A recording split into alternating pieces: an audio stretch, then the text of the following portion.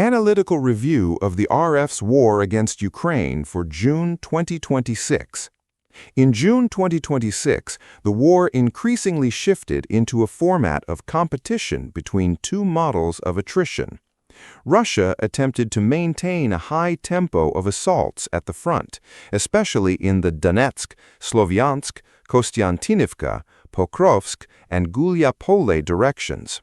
Ukraine, in turn, ramped up strikes against Russian logistics, motor vehicles, artillery, oil refineries, ORs, refineries, fuel depots, military-industrial complex facilities, and communication systems. That is, the RF pressed with the mass of infantry and fire, while Ukraine responded with the systemic destruction of the RF's ability to maintain this tempo. In June, the Russian army did not achieve an operational breakthrough, but maintained a very high intensity of combat operations. According to open-source data from Deep State, 7,008 combat clashes or assault actions were recorded in May, and in June, the number of Russian assault actions increased by another 4.4%. Consequently, by calculation, one can speak of approximately 7.3 thousand assault/combat actions of the RF per month. Official daily reports of the General Staff of the Armed Forces of Ukraine confirmed the very high tempo of battles at the end of the month. On June 16th, 228 combat clashes were reported. On June 26th, 257. On June 29th, 249, and the report as of July 1st for the previous day recorded 256 combat clashes. This means that in the second half of June, the front operated in a mode of over 200 battles per day. The main feature of June, the increase in the number of attacks did not mean a proportional increase in the RF's effectiveness. Deep State explicitly noted that the Russian command is increasingly throwing small groups or even solitary servicemen into attacks. This yields a large number of assault actions in statistics, but does not always create a real operational result. Territorial changes. The RF advanced, but without a strategic breakthrough. According to Deep State data, in June, Russian troops occupied 84 square kilometers of Ukrainian territory. At the same time, analysts emphasized that taking into account the territories liberated by the defense forces of Ukraine, the overall balance for the RF could be negative for the second consecutive month, although the difference is small. Due to security considerations, the details of Ukrainian successes were not fully disclosed. Ukrainian Commander-in-Chief Oleksandr Syrsky stated that since the beginning of 2026, Ukraine has liberated over 600 square kilometers of territory, and in May alone, Ukraine reclaimed 100 square kilometers more than it lost. Reuters emphasized that these statements are difficult to independently verify due to the gray zone and the saturation of the front with drones, but independent maps also showed a slowdown or partial reversal of Russian advancements. In June, the RF managed to take certain areas, but failed to turn this into an operational breakthrough. Ukraine, conversely, did not showcase high-profile liberations with the names of populated areas, but OSINT estimates indicate that Ukrainian local successes compensated or almost compensated for Russian captures. Russian losses in June 2026. According to official data from the General Staff/Ministry of Defense of Ukraine, the total Russian losses as of June 1 and July 1 allow for the estimated losses of the RF specifically for June. This is the Ukrainian official estimate, which lacks full independent verification, but is important for analysis of the dynamics. The personnel dynamic. Russia continues to absorb massive casualties to maintain pressure, losing 39,290 troops in June alone, pushing their total estimated losses past the 1.4 million mark. The firepower crunch. Ukraine achieved a historic milestone by hitting 2,074 artillery systems and 83 MLRs, directly striking at the core of Russia's front-line fire support. The logistics lockdown. The most striking dynamic is the destruction of 12,878 motor vehicles and fuel tankers, a record high that highlights a systematic Ukrainian campaign to starve Russian frontline units of fuel and supplies. The tech war. Reflecting the heavy integration of new technology, Russia lost a massive 60,888 tactical drones and 254 ground robotic complexes. Heavy armor and defenses. Russian attrition also included 103 tanks, 197 armored fighting vehicles, 60 air defense systems, and 104 cruise missiles. Two categories are particularly important: artillery and motor vehicles. The Ministry of Defense of Ukraine separately reported that 2,074 units of Russian artillery were hit in June. This is the highest monthly figure since the beginning of the full-scale invasion. Also in June, 12,878 units of motor vehicles and fuel tankers were destroyed or damaged, which directly points to a systemic campaign against the RF's logistics. Losses of motor vehicles and artillery are no less important than personnel losses. It is transport, fuel bowsers, trucks, artillery, and air defense that sustain the RF's ability to conduct daily assaults.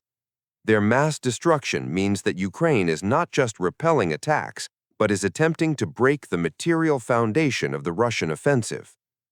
Ukraine's successes in operational depth, logistical lockdown. A distinct trend of June was the scaling up of Ukrainian middle strike attacks against Russian frontline and operational logistics.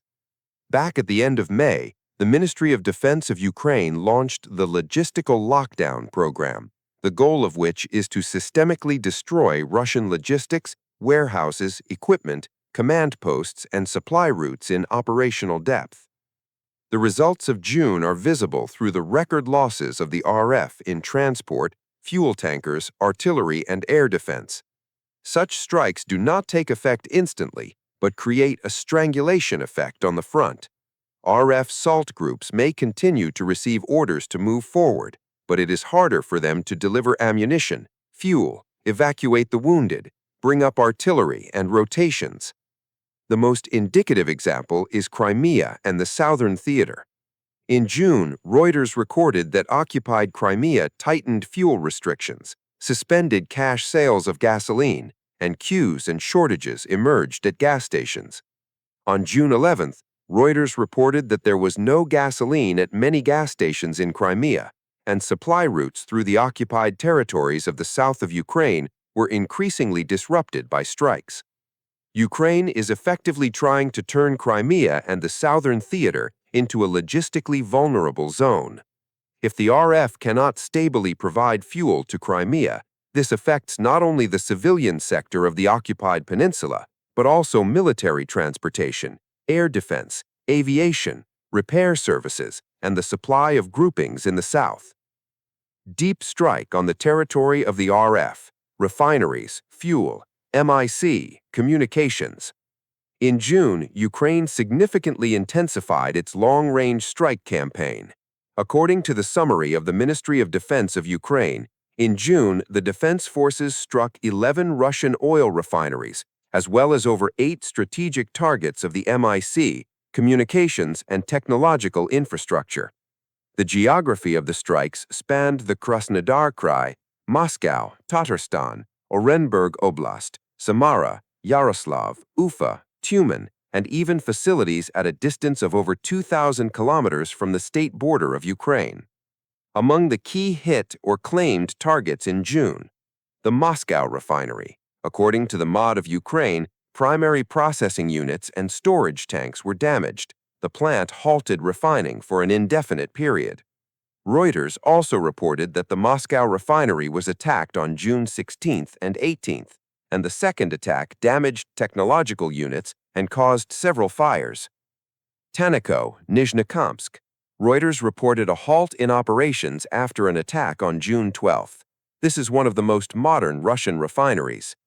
Kuibyshev Refinery. According to Reuters, it halted refining after an attack on June 10th. Orenburg Gas Processing Plant. The MOD of Ukraine reported damage to 4 gas processing units and the suspension of the production process. Teton, Barakata, Volgograd. An enterprise linked to the production of artillery systems and launchers for missile complexes. VNIR Progress, Cheboksary, an enterprise that produces Kometa-type antennas used in Shahed, Kalibr, Iskandar missiles, and UMPK modules. Space Communications Center Dubna. According to the MOD of Ukraine, antennas and hardware-software complexes were damaged. The facility is used in the interests of the Ministry of Defense of the RF. Reuters separately concluded that Ukrainian strikes on Russian energy facilities worsen fuel shortages in the RF, causing queues and rising prices at gas stations in many regions. Effect of strikes on Russian energy and fuel. The effects of the June strikes have already gone beyond a fire at a single plant. Reuters reported that as a result of repeated strikes on refineries and fuel infrastructure, Russia lost about 25% of gasoline production in a week, compared to the average daily level of June 2025. The RF's maritime export of oil products in the first half of June dropped by approximately 15% compared to the first half of May. By the end of June, the fuel crisis in the RF became so noticeable that independent Russian gas stations began selling fuel for more than 100 rubles per liter, and in individual cases, prices reached 120 to 140 rubles. Reuters also reported that sales of AI-92 gasoline and diesel fuel on the SPI-EX exchange were less than half of the June 2025 level, and deliveries were delayed by 1 to 2 months. In early July, Reuters was already writing about a broader socio-economic echo. Farmers in the Russian grain belt worried about the lack of fuel for harvesting. Most regions introduced restrictions, and drivers exchanged maps of gas stations and tips on where to find gasoline. Ukraine's deep strikes create 3 types of pressure for the RF: military through fuel shortages and logistical disruptions, economic through reduced refining, export losses, and price pressure, political through the appearance of shortages in rear regions that previously felt the war significantly less. Russian strikes on Ukrainian cities and the civilian population. June also became a month of massive Russian aerial terror on Ukrainian cities. One of the heaviest strikes occurred on the night of June 2nd. According to the UN Human Rights Monitoring Mission in Ukraine, the RF used 656 long-range drones and 73 missiles, killing at least 22 civilians, including 2 children, and injuring another 145 people.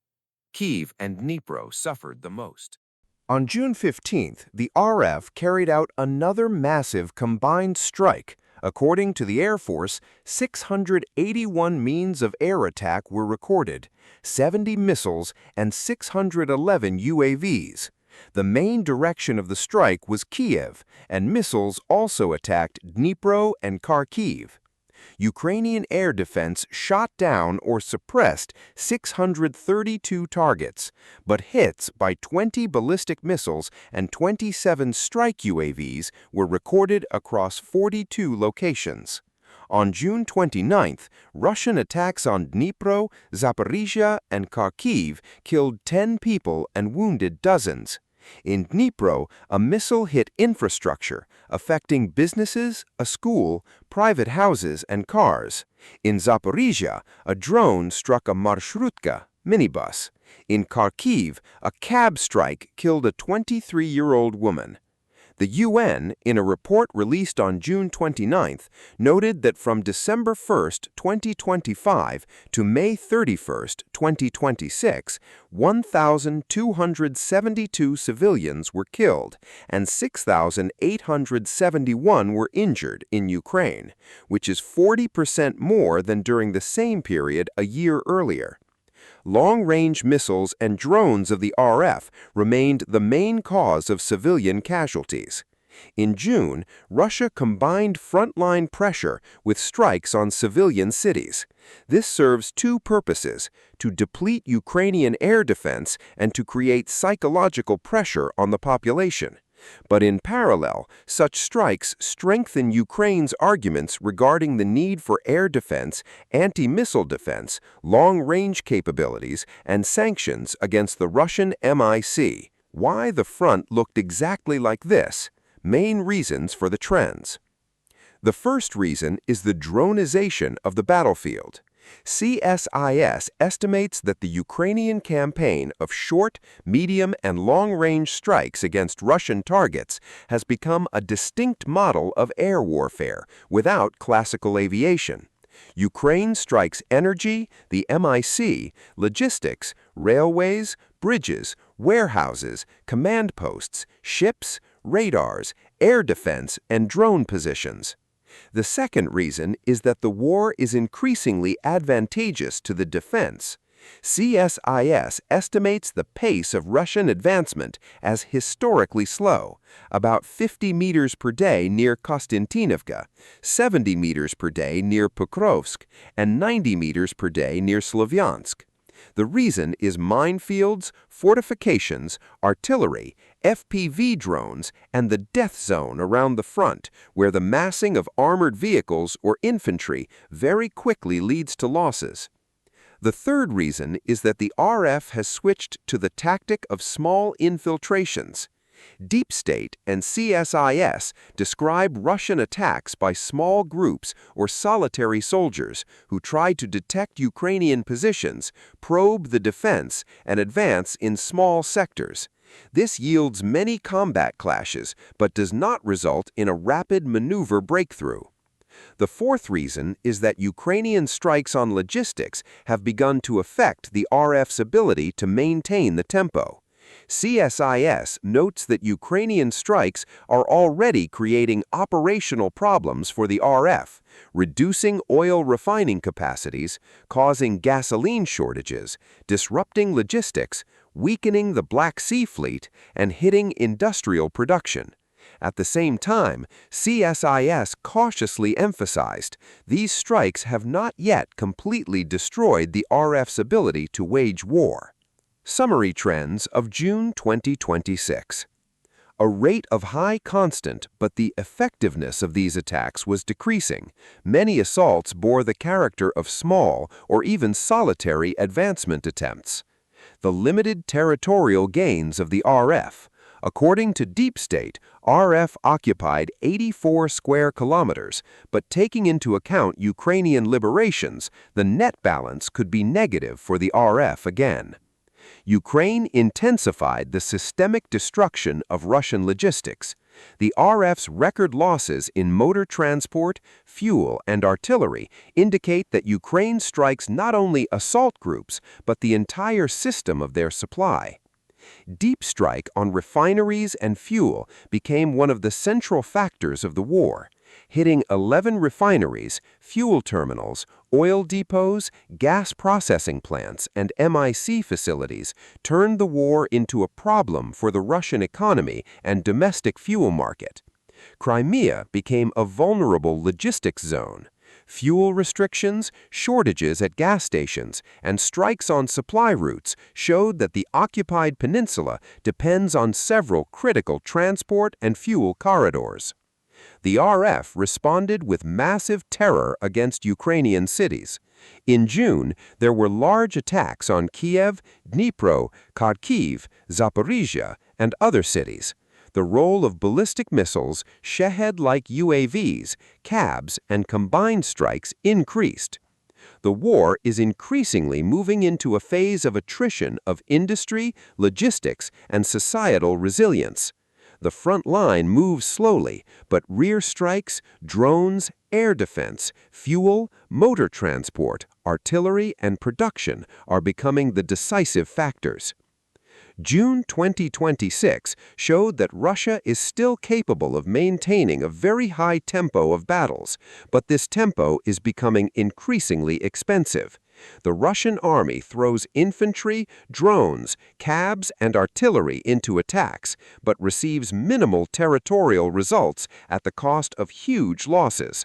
Ukraine, on its part, is increasingly shifting the emphasis from purely defending the front line to destroying the entire Russian military system: transport, artillery, fuel, refineries, MIC, communications, and logistic corridors.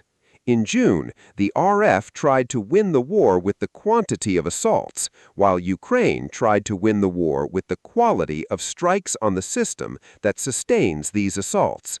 Thank you for watching. Stay on the side of good, subscribe to the channel, and Slava Ukraine!